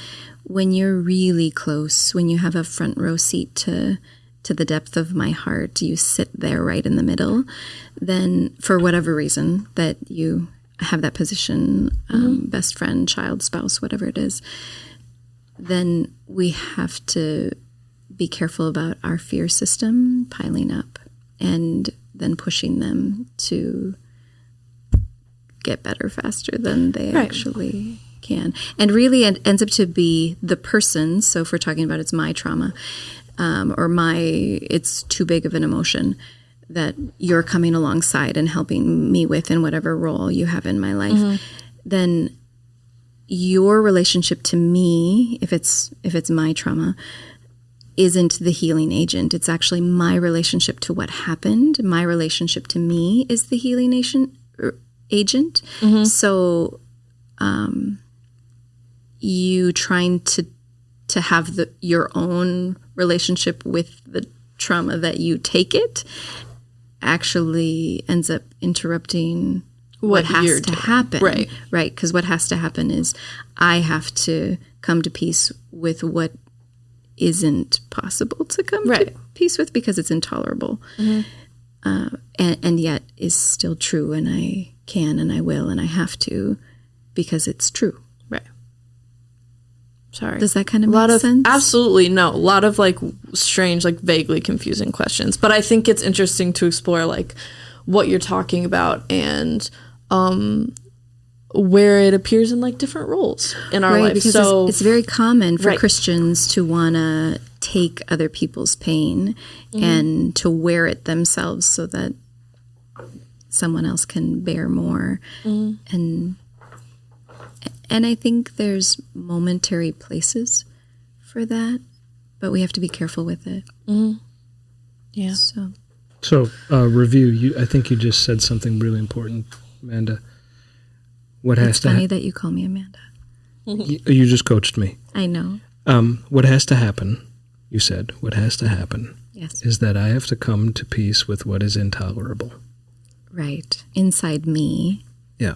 Yes. It's my relationship to what happened and no one else's relationship And to what this is- happened that actually And this helps is clear what that. you're trying to do. Correct. You're That's what we do. alongside someone, Yeah. trying to lead them to that place. Right. That they can have a tolerable relationship with their own skin, their own history, their own spirituality, their own sexuality, their own ability to be with themselves inside of quiet, that they're no longer afraid of what they will find when they look inside. Earlier you said courage. Yeah. You can't have something without courage. What did we say? Fear. You can't have courage without fear. You can't have courage Yeah. without fear, right? So courage and fear, Yep. right? They're present at that moment too, where you have to come to peace with what is intolerable. Right. There's risk involved with courage. Always. You would be afraid You're right. to It's look a at this thing. naturally fear-making thing. Yep. Yeah. Yep. And your nervous system will respond as if the fear is present tense. That's part of the traits of trauma. We were talking about the traits of trauma. One of those traits is that your body responds as if it's present tense fear. Sure. So if you draw back, Yeah, and your body responds. That means like adrenaline is pumping. We're back in fight or flight. yeah, Like your brain, if you bring your attention to that traumatic event, yeah, then it triggers your body, and suddenly you feel it all. well, it depends. I would love to say yes, you got it, but the reality is, if it's bad enough, and the information inside of one human is separated far enough, which happens almost always with childhood sexual abuse, for example, that the information is separated to a degree that I can look at what happened, the narrative of what happened, with absolutely no sensory information coming in. So it's actually the sensory information that's the key to how do people heal. And I can talk about the narrative, I can talk about the story all day long until I'm blue in the face, and it's not going to actually make a lick of difference in will you release what your skin is holding that keeps you stuck there. I actually have to work with what's below the neck in order to help the neurons to fire correctly again between the communication between the body and the brain. That there's massive miscommunications that are happening from the body and the brain, or from the organ systems themselves. So are you saying that you find that it's a coping mechanism within a human to separate mind and body? If you are defining coping mechanism as choice, then no, because it's a biological decision. It's not something I decide. It's something my body decides for me. Sure. It happens automatically. Sure. Okay, well then... It's a coping mechanism to maintain that. Let's say, so you said above the neck, below the neck, right? Sure, So yeah. you're saying below the neck decides to separate from above the neck. Right. Actually, the parts of the brain that can't tolerate the information, when you can't do anything, when we are rendered incapable, then you're literally the front of your brain, your prefrontal cortex will turn off. And whether or not you have any memory recall, like it's very possible that it just didn't happen to the front of your brain. You don't, there's a sensation of death in the skin because it's like you died, you left. And if your brain turns off to that degree, the reason why it's sensory feels like death in the skin, which is a universal thing that people will say if they have had that degree of trauma, it's because if you're not home in your body, like that is the definition of death. You're not there. So there's a good reason for that feeling. Exactly. The feeling is actually accurate because at that moment you died. If you dissociate to that degree. And your brain, like it's like I'm picturing circuit breakers. Like Yeah. circuit breakers are shutting off in your brain and your body. Yep. Like systems are going down. Yep. And everything that you will need to be able to heal, and the vulnerable parts of you, of your humanity, end up to be the things that are most protected. And so yourself, however you want to be able to, we would say soul, that it's like it gets shoved down into this hidey hole to stay over there because it's not safe to come out. It learned. Yeah. It learned, yep. It's And you not don't safe. You don't come out. So the physiology. And that happens a lot of ways. You hide in a lot of ways. Exactly. And a lot of how we hide ends up to be to ourselves. But you can hide in a party too. Oh my gosh, most people do. Enjoy- Let's be real, most people do. Right. Yeah. You can hide in small talk. Oh yeah. You can hide in sports. You can hide in your profession. You can hide in your vocation inside of motherhood, or your career path, or a bottle. I mean, there certainly are the classic ways that people will numb to make it possible to be in their skin that you hear about: drugs, alcohol, sex, the things that make you feel alive because you feel dead. But again, there's good reason why you feel that sensation. The sensation's actually accurate. And that's part of what's intolerable, is that the sensation's actually accurate. So I have thoughts on that, the mind-body disconnect. Yeah. Generally, I don't like that concept. Like I've taught myself to not like that concept. The idea that comes from what's his name, I think therefore I am. The result of that concept, right? He was trying to figure out, how do I know that I'm not somebody's dream? How do I know that I'm not in some demon's fantasy? Sure, that I actually exist. How do I know that I exist? I'm And real. and he's thinking and he's thinking and he's considering this, and then voila, he's got it. Eureka! Because I'm thinking about it, I must exist. Sure. So he puts existence in cognition. Right. He puts it above the neck. Yeah. That's not uncommon for people to put it there. And Renee Descartes. Yep. And we call it Cartesian thinking, Cartesian mind-body separation. I wonder if he was abused as a child. Sorry. Well, you would. That's a whole. You would wonder. That's a whole other podcast. But the ramifications of this concept are that education looks the way it does. Right. We train brains, Right. Yeah. right? And we sit bodies in desks. Right. And we tolerate that people have bodies and aren't just floating heads.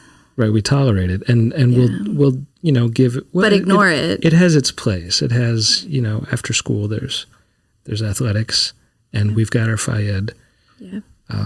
As long as you're not just doing stretching for Phi-Ed. Mm-hmm. Kindergartners, probably are the last time that they really have education the way they should, where they're clapping and Rhythm, moving around right. and jumping Right. all together at the same time as learning. Right? We've insisted on the separation. Right. And now I'm hearing this from you. Right? So my training in experiential education is that, the body has to be sort of brought back into education. Yeah. I teach people that your brain is in your fingertips when you're making something. Muscle memory matters. Tactile skill Letting matters. it emerge matters, that you're not just trying to create what's in your brain, but you're Right. responding to the thing that you're created while Yes, the creating. external thing Yeah. can influence you more Right. than just you imposing your influencing it. will. Exactly. Yep. So what I started to hear from you was mind over matter. I started to hear that the brain is sort of causing the body to feel things. No, it's actually the other way around. It's And 80-20. then, the and then body, I started hearing the other way around it's from the you. body that tends to cue the brain, and then the brain makes sense of what the body feels. So it's matter over mind? I have never thought about it that way. I don't know. I know that we get a significant amount of information from our sensory intake. And this is a classic ancient debate. right. So Yeah, now we're going back to Plato. so maybe the answer is we are fearfully and wonderfully made, and we shouldn't play God, That's right. Some things are not for us. right? To understand. Norah And- is famous for saying, if we could understand it, would he be God? Right, right. And being made in the image of God, there are going to be things that we don't get the right to understand. Some of the things we get to understand, and we do the best that we can to be stewards of the understanding, and others we just kind of roll with, and we know that it works. And we know that this other thing doesn't work, or it works in these contexts and not in these other ones. And like EMDR is a good example of that. EMDR is eye movement desensitization and reprocessing. It's considered the like the surgery option for how do you EMDR. You got to go slow. Say that again. EMDR. What's that? Eye movement That's desensitization. EM. Yeah. Desensitization, D, and reprocessing. Okay, and what does that do? So it's a way of getting your whole brain to light up at the same time, because part of the problem with trauma is not just the separation of information, but then the communication mechanisms in the brain, they don't work right anymore. So you can actually think of trauma as brain damage. That when we look at people's brain scans, there are predictable ways in which the brain will not be functioning. It won't turn on. It won't communicate the way that it's supposed to.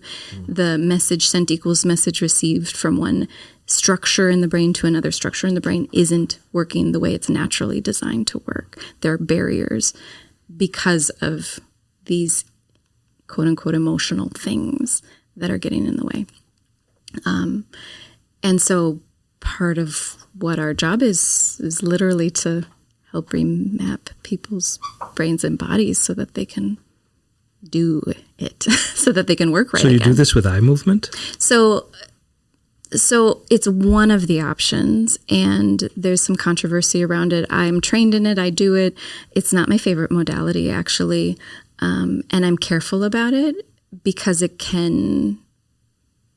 I don't know that I want to get into that, but it can cause complications when you have complex, especially early childhood trauma. And if you're doing it from a procedural, this is the technical way of how you do it, and not from an attachment-based working with the person as you're working with the person, if you do it strictly procedural, then the research isn't as strong in how effective it is. Like, we've had people that have come to Footnotes that have been in 4 years of EMDR treatment, and within 2 or 3 sessions, they don't need us like they needed their EMDR therapist. And we're like, yeah, well, they may not really understand how the body is such a big contributing factor to what's going on, and So it they're turns just going out that- through the procedure. Yeah, you can't just like do jumping jacks and be better. Right. But what I was trying to get to is that part of what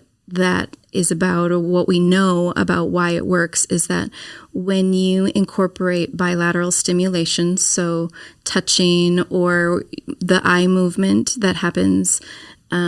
So classically with EMDR, you watch my fingers almost like we're what is that called? Not in a trance, but like I'm going to hypnotize you. Right. Yeah. So there's hypnotherapy that is also, I mean, that's more controversial than EMDR is widely accepted. Hypnotherapy isn't as much. But the concept is that when you move the eyes on purpose like that, and I prefer bilateral stimulation through touch, so I'll tap their knees instead of doing their eyes, because then their eyes will make sporadic movement anyway, kind of like if you're in REM sleep, they will naturally be doing that. So to be clear, bilateral stimulation means left and right. Left and right. That's all it means. That you're somehow physically left and encouraging right parts of the body, right, and it's implied that that's translated into left and right parts of the brain. The brain, right, and so it's helping to to keep certain areas firing and to help that firing and wiring to reorganize and recommunicate. So a physical therapist will do this sometimes Absolutely. by sort of like moving somebody's legs or something to keep them from atrophying. Absolutely, yeah. Keep And blood we know flow. that any passing through the median line, so if you're making big sweeping motions that go from right to left all the way in circular motions. Cross a motion across the center of your body. Correct. That will help with traumatic brain injury, for example. And this feels related to stroke, where you've got Right. one side that's really just like not gone. doing it. Yeah. Right. So what I was trying to say back to we don't get to know some of the things. We don't know why EMDR does what it does. I haven't. That's crazy. Right. All we know is that when it's done in a relational, attachment focused way, and people's body is ready, then when they don't have other reservations, when they're really ready to face whatever the thing is in that intensity density kind of way, that it works. You can say that you're ready, and you can believe that you're ready, and you cannot be ready. And specifically with early childhood or a density of childhood trauma, you have to be really careful with using EMDR, because you can open up things inside of people that they are not ready to receive, and it can collapse them. I've had several clients that really had no idea what happened until suddenly they do. We're moving our eyes? Well, I mean, no, it's not just moving your eyes. So I don't know how deep you want to get into this, Jay. Well, we're already deep. You know, I'm like, Sure. I'm treading water here, but I'm trying to understand what it is. So what it is EMDR. Yeah. So you're working on turning on all of the related neural circuitry that tends to only be on in one section at a time, because that's what's tolerable, is that this little section of information is okay to look at and touch and poke at, and this little section is separate. As long as you do the looking in separate ways, as long as you don't connect to anything, it's tolerable and it's fine. So this will turn all the lights on at the same time. Correct. Yeah. Instead of spotlights. And then the goal is to keep all of the lights turned on without shutting down, Long without enough collapsing. that you can look around. Long enough that you, while remaining present in the present, can bear witness to the past in ways that your body can tolerate and process what happened, that I can accept the unacceptable, know what I need to know about what happened, so that that old thing can transfer the information from it holding it to you being able to have access, and for you to be able to digest it in the present now. That's like the gold magic that is really hard to get to. But we're moving our eyes. We're adding bilateral stimulation. Okay. So I don't do moving your eyes, but that is the classic way. And So through physical movement, correct. properly applied, Yeah. at the right time. And there's pacing and there's rhythm. But faster or slower. But what it does for a person is it allows them time and attention to actually do that thing, Right. come to peace with what is intolerable, see it. It aids in the digestion of it. Yeah. So kind of. But yeah. the crazy thing to me is that if somebody wasn't ready, like pop, there it is. Yeah. That's crazy to me. And you're still talking during this. Well, you can do it either way. Okay. You don't actually have to share about it as you're doing it. I can be more helpful if I know Right. what's going on. So my This sounds like a psychedelic drug to me. Well, and that's part of the interest in psychedelics with trauma. Yeah, it's a big thing. Right. That's part of what they're trying to facilitate, is you have to have enough calm in your nervous system to be able to tolerate the intolerable. So that's what everybody's trying to figure out. How do you do? You have to have enough enough ability to stay with and be with, come alongside what happened from the position of now, of what happened then, without being sucked into the vortex of then and looking at it through the body of then, because that's what your nervous system will do. It'll zap you back like a black hole. What we want is a broader vision. We want a detached vision. Right. I actually have to be separate from what happened in order to digest what happened. And you want to be calm. You want to be able to remain calm. Not get worked up. Calm enough to be able to be honest. Okay, so calm enough to be able to be honest generally has intense grieving that goes along with it. So when you say calm like you were, I think you might be missing that. I'm just trying to understand. Messy, right? And I'm just trying to be sure that. And I'm trying to make sure we're communicating out through our microphones, right? So people can understand. Because I think this is tremendous information. Part of what's important for people to understand is I haven't met anybody that's crazy. I mean, I've met a lot of crazy symptoms, and they all, when you boil down to what actually happened, how that symptom developed, it makes sense within the context of the impact or the digestion of the impact, the adaptation to the impact of what actually happened. Right. And it serves a function. So if we mental health providers try and take away those symptoms, it actually encourages the symptom to get pushed into another area or to just go dormant. And then the client themselves feels like they're failing or like they're crazy because those symptoms will reemerge either in the same form or under a disguise of something else with a similar function. So it could be tempting as a therapist to see results. Yes. And to try to get behavior, get demonstrable behavior. Right. That feels good, feels desirable, look, we're doing something. And feels good as a therapist. But what you said is that those crazy symptoms make sense for what happened. Right. And would just get replaced. Generally, yeah. And most of the chaos, the surface level chaos that people present with, helps them stay far enough away from the original trauma that it's possible to function in my everyday life. Let me challenge this a little bit. Okay. Or just let's look closely at something that feels ambiguous. Okay. So that sort of temptation to get desirable behavior from a client. Yep. Right? Like we want to feel like we're making progress. Right. Prosocial behavior, independent living, you're functioning, whatever. Yep. That's stable. That's about external behavior, things that we can report or things that we can see. No, that's the first part. The second part is everything that you just described as being so effective is physical.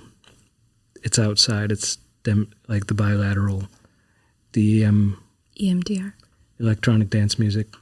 Right.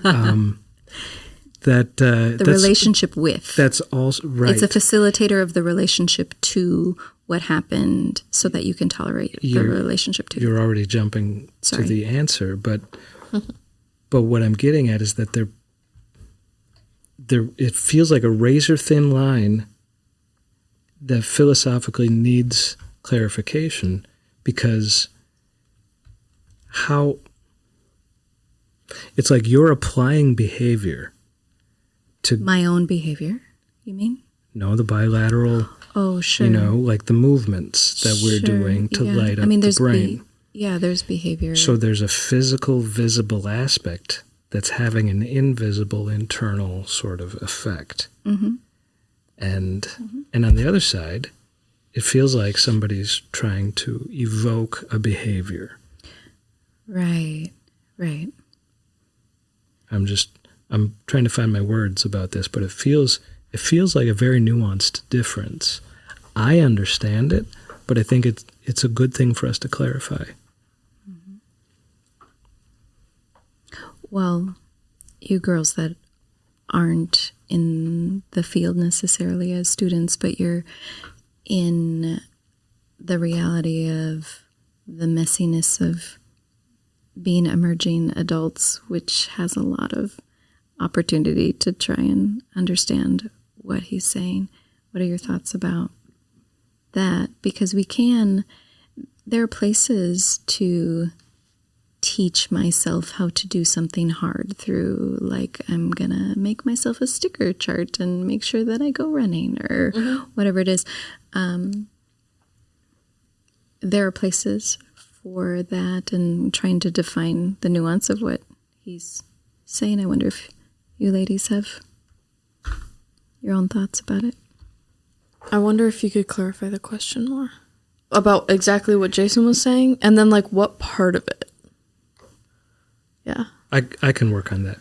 So in both cases, behavior seems very important. And I'm saying I don't know that the behavior's that important. The human in front of me has to be significantly more important than the behavior. Mm-hmm. And that I'm adaptable to what is called for me to be able to do, that I have enough of a variety of skill set. So for me specifically, working in a complex trauma environment, that I have to be able to lean into multiple things and be okay with knowing that I don't necessarily know that there are multiple right answers. And the answer tends to lie inside of the person that I'm working with and not necessarily inside of me. That there's wisdom in that as a clinician, that I encourage clinicians to let themselves dip inside of themselves, and that it's okay to seek first to understand,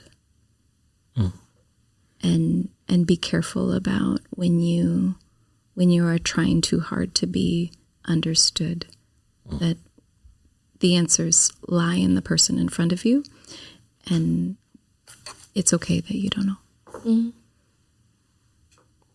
Yeah, so the human has to be more important than the behavior. Always. Yeah. Yeah, we're not making robots if we're putting people back together.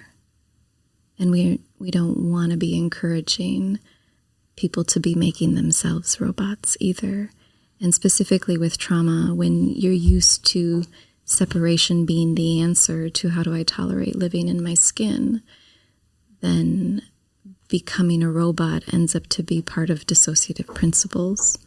And trauma survivors are really good at that. I can make myself do whatever I want as long as I'm not living in my skin. It's just like a new script to follow. Exactly. Right, a new set of rules. And it ends up to be a new set of trauma rules instead of a new set of freedom rules, of authenticity and honest, love-based rules. Are the rules fear-based, trauma-based, oppressive rules that are unto me from the inside or the outside? Or are the rules actually structured to allow the freedom and expansion that as humans we all crave and need? So the behavior is unimportant in the grand scheme. Yeah, and that feels very similar to the way I think about education. The human's more important than the behavior. Right. It's not a dog show. Right. And much of our behavioristic and classical conditioning things, it really is a training dogs show. And humans are more valuable than that and more complex. It's not good for me to treat myself like I'm a trainable dog. Mm-hmm. Or for me to treat you like that's the desired outcome. You know, having a depth and a freedom is very different than that. Makes sense. So, Jason, you said a couple minutes ago that this information is tremendous. So, like, I can see you applying it to education. but like, why do you keep saying that? I also think that it's tremendous. Don't get me wrong. Not only because it's like really interesting, but because like you're saying, I think it applies to a lot of different things. But what else is going on with the Got a lot of sticky notes over He's here. really using the stick, cranking them out. Yeah, and this is barely. I've been selective in what I'm noting. Can I say one thing while you get your thoughts in line for her? I can't stop you. Well, I would be obedient to You're not a dog. you saying You're not a no. dog. That's okay. You're not a dog. But there are social constructs that are good to. Amanda, speak. So one of the things that I think is tremendous and important is for people to understand, for me to understand, for you to understand that our quote unquote negative emotions or our stay away emotions have their place. That it's really important that we can process pain and hurt and injustice and disgust and fear in ways that are accurate and honest and tolerable so that they can be released, that we can be with our own emotions in ways that don't create more pain. Yeah. Okay. It's That makes not sense. that the goal is always to feel good. It's that the goal is always to feel alive, like real. You have to feel all the bad too. That whole thing. Kind of. I think the goal is to be in right alignment with the Lord and our skin and our people. And there's a constant balancing and renegotiation, knowing that we will never achieve that. Right. Right. That there's a recognition of imperfectly perfect is the human condition, that I'm not actually striving for perfect, Yeah. which takes us back to behavior, that I'm not actually looking for perfect. And everyone gets hurt. Everyone has things from their parents. Everyone has things from their school, their friends, their whatever. And valuing the things that are mine, even if they feel lesser, because we all can do this. I've had incest survivors that say, well, it could be worse and blah, blah, blah. And they'll give me all of the examples and the reasons why they shouldn't feel what they feel. Or this happens often when, so you should have a warning on this podcast. Be careful about listening. But this happens a lot, especially in our Christian circles when you were quote unquote just molested, or I wasn't raped. And so it was sexual abuse, but it wasn't rape. And then the symptom template that people face, it's actually almost identical. It's just about how hard it is to work with the symptoms. It's very individual, it's very specific, but it's also predictable and similar. You're going to face the same things if you're just, I say that tongue in cheek,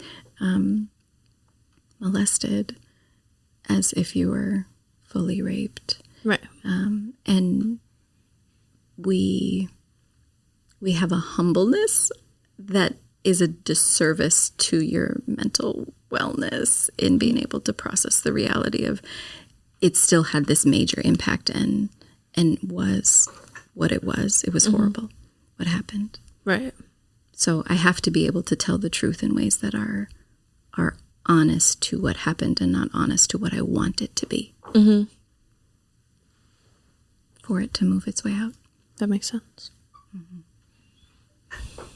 Collected over there? Collecting. Okay.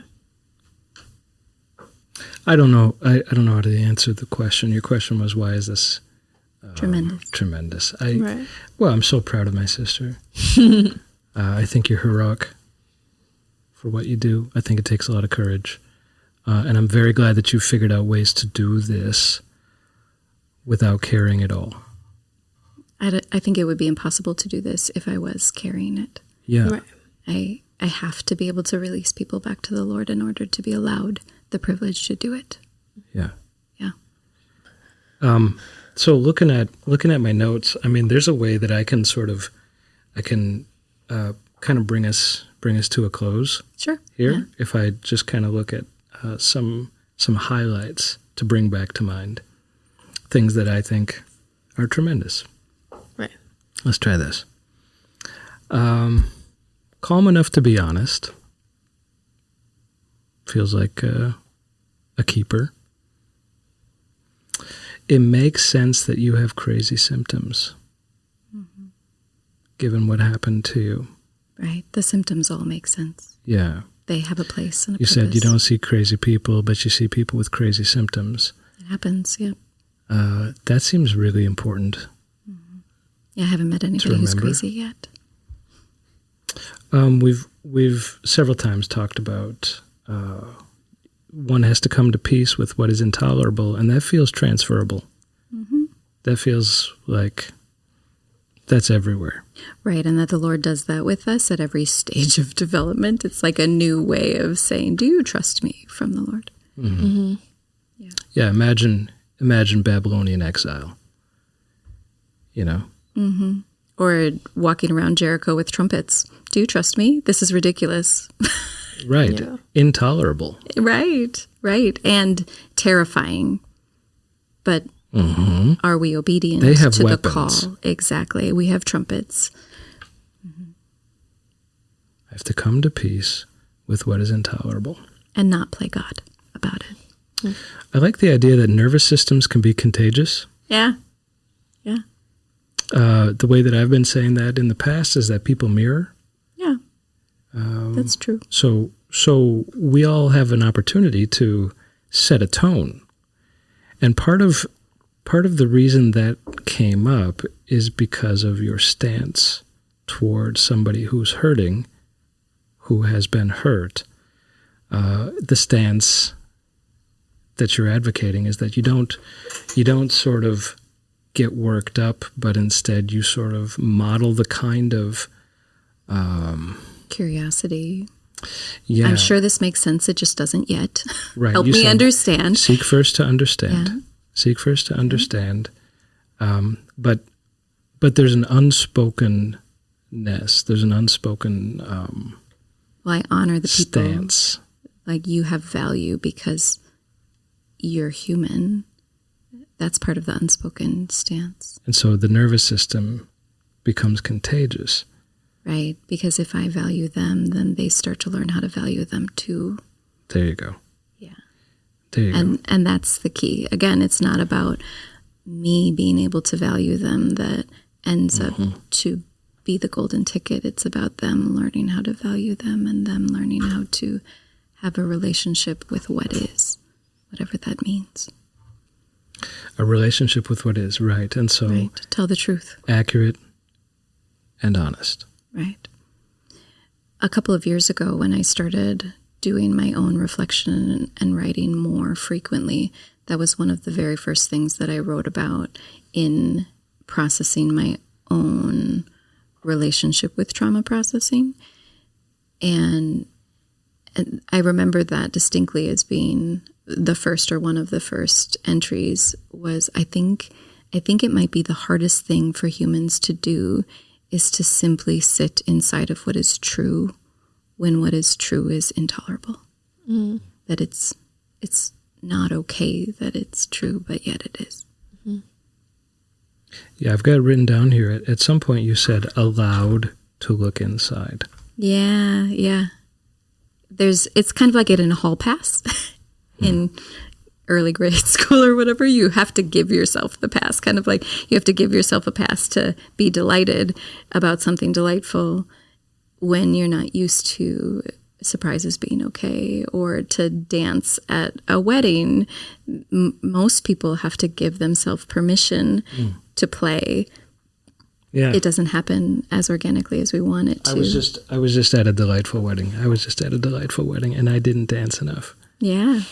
I was at that wedding. I heard with some you. fans. It was of your fantastic. dancing, though. Yeah, I did hear a lot. but you know that it's really interesting. We have to I'm a give little ourselves embarrassed. permission. I'm embarrassed that I'm embarrassed. Isn't that silly? But that's the truth. Because Why? Why does it matter that? Why would I hold back? Exactly. And yet we do. We hold back with joy. And there's a threshold there, like on Sweet Caroline, and they said, this is our last number. I thought, okay, it's not Sweet Caroline, it's that it's the last one. It's my last chance. Yeah, and like I had this sort of magnetism the whole time, like I should. A desire, but I'm not. Sure, but a stop, a barrier. Yeah. And I suspect that dealing with trauma can be like that, where like, except you know, it's you everything. should. It's doing my laundry. It's getting dressed. It's that I have to have clothes to wear, and I feel disgusting in my skin, and so I feel disgusting in brushing my teeth. So it accumulates. It's every aspect. Yeah. Sometimes, but there's a hall pass at some point where this is what we're trying to get to be allowed to and allow it's actually yourself a continuous hall pass. to look inside. Right. Be accurate and honest and at peace with what is intolerable. And then do it again, and do it again, and do it again. Because, well, at least as it relates to trauma, because we really only have access to what we have access to, and it comes in layers and stages. What God says about you will only get as much as you can handle. I've come to respect that means, at least my interpretation of what that means is you will get what you can handle when you lean into the Lord. Like, it is certainly more than you can handle by yourself. But as you lean into the Lord, you can handle it. It's still intolerable to the degree of what actually happened. And so it will come in layers, and you get breaks in between those layers, but you end up working with similar content in different constructs of that content at the different layers. Like, there are different depths to the re-hooking up and the rewiring of your brain that you're allowed to do. You just can't do it all at once.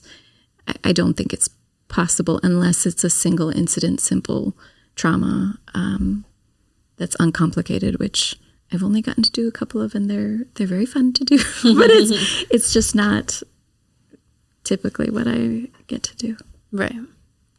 Looking for final thoughts from either of our students here.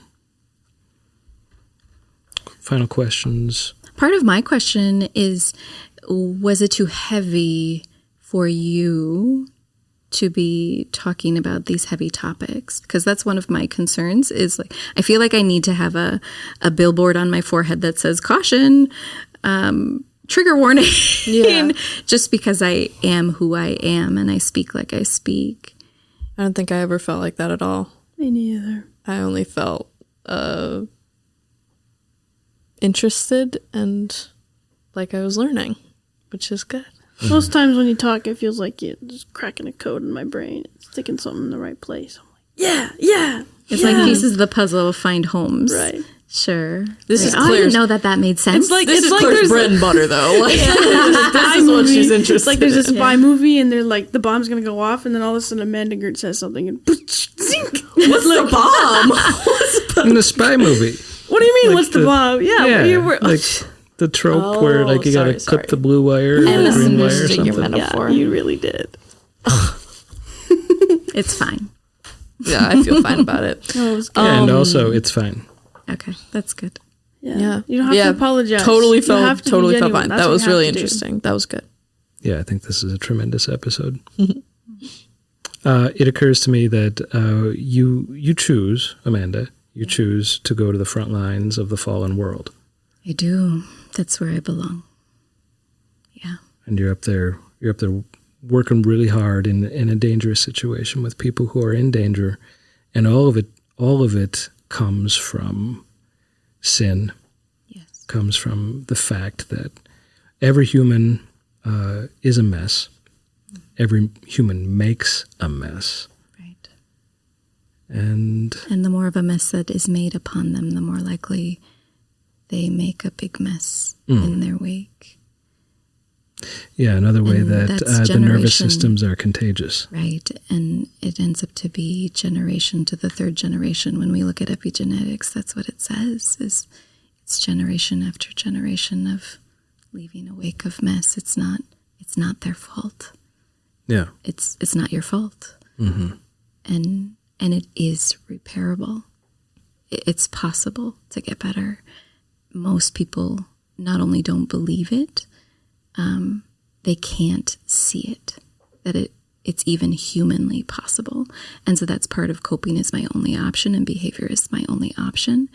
But the release of what you hold and the rewiring of your nervous system is actually what good trauma work is.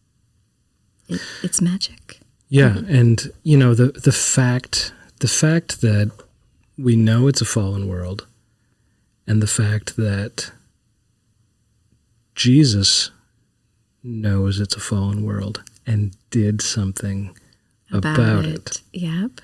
Changes everything. Well, and I think what she was saying. Sorry, I know we're supposed to be wrapping up.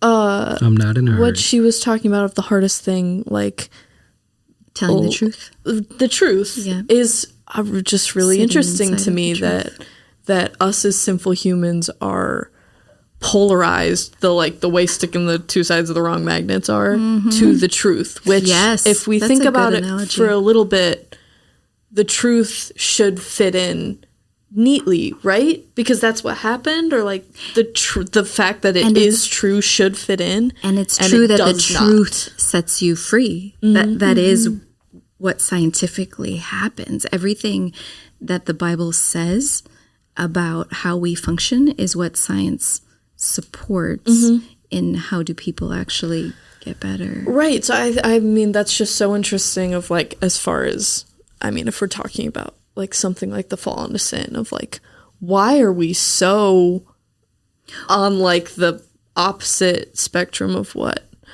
should be or what should fit of, I mean, like I was talking about with the magnets, just like polarized to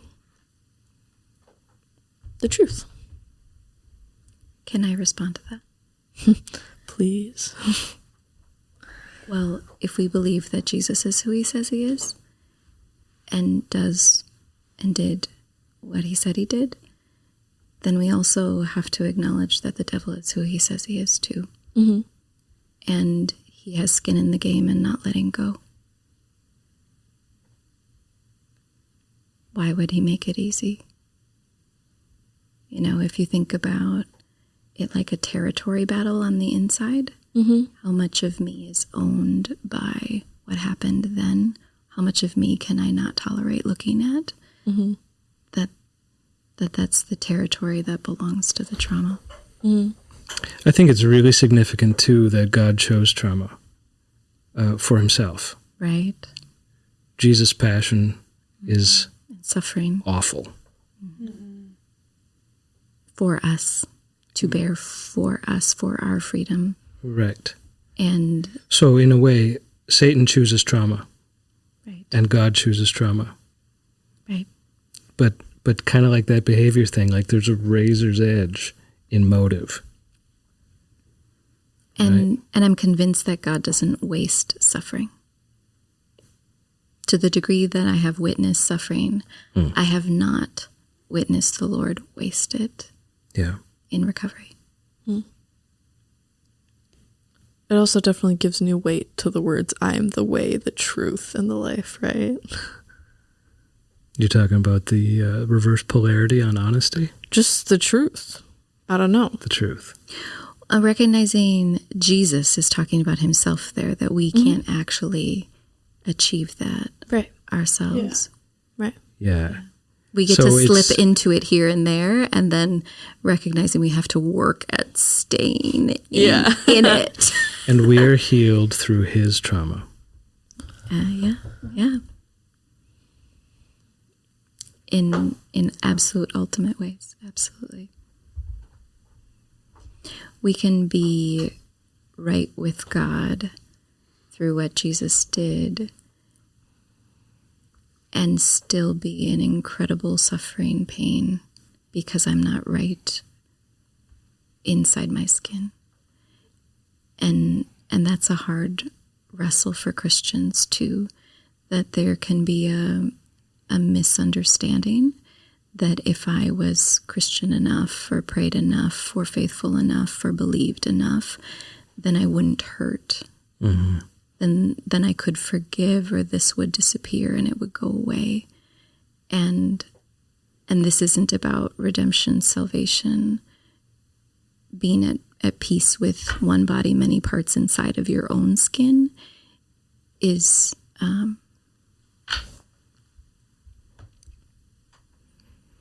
I think it's an essential component of how do you share yourself with the Lord. And so the Lord will pull you towards being a whole person. So anything that you keep hidden, he'll work to get out of those areas of being hidden. Love the Lord your God with all your heart, with all your soul, with all your strength, with all your mind, and love your neighbor as yourself. But you cannot. But you cannot. But you cannot. And you cannot if you're not allowed access to be who you are. No, you just cannot. Right. You just cannot. You cannot. Because you're a wreck. You have to define what you're talking about. Every human cannot. Right, but it's still the command. And the Lord's pull towards that command is part of why I think there's such a cyclical nature to healing and trauma, is that God's desire for your wholeness. You can't give what you don't have. So if we're commanded to give to the Lord our whole self, when I am saying, oh, you toe, you don't get to matter. Oh, you trauma, you don't get to matter. Oh, you eyeball, you don't get to matter. And because I say you're not part of the body, you are not. You are in exile. That's kind of what we do inside of traumatized people. You don't get to matter and you do get to matter, and I'll attend to you and I want to, but nope. That we no longer function as one body, many parts. We only function as our presentable parts, and that's just not how the Lord made us to work. So. But you cannot. That's true. That's the paradox. But that doesn't mean we cannot. We cannot. Right. I'd like to finish. There's a paradigm, there's a way of living that it kind of insists on the law, on the idea of should, what we should do, how we should be, what we owe. And this is why I keep saying we cannot, right? I don't mean to be obnoxious, but this is a well-established theological fact. We cannot. Fallen world, right? You're on the front line of the fallen world. And Jesus' trauma, and not only that, his ministry, God became flesh, dwelled among us, delightful. Perfection. Well, that's gospel. That's the flip of should. It's the antidote. It's the cure to all the should that we cannot. Right, it's part of standing in the truth of the truth. And I often, I think that's like the polarity of the magnet thing too. Like there's like a cloaking device on the gospel. It's slippery. It's hard for us to even hear it. That God just loves you. Because he loves you. Because he loves you. You love your children because not because you them. are anything, not because you did anything, not because you're any way. He just does. Right. In bigger ways than we can ever imagine loving God anyone. loves ugly. Yes. And became ugly.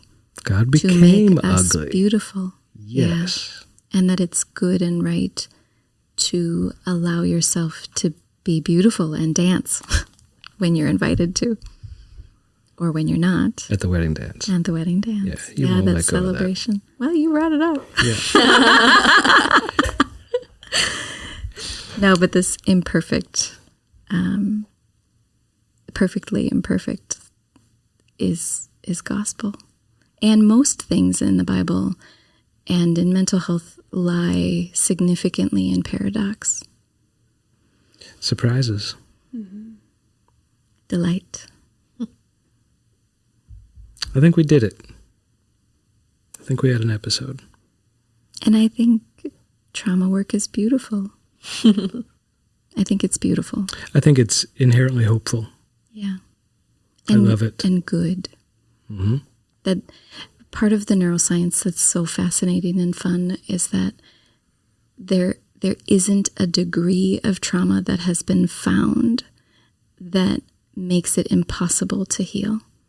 That the way our physiology responds inside of that depth of psychological and physiological damage, that how it protects us and shatters and breaks us too, but how it protects us preserves everything that you need to be able to heal.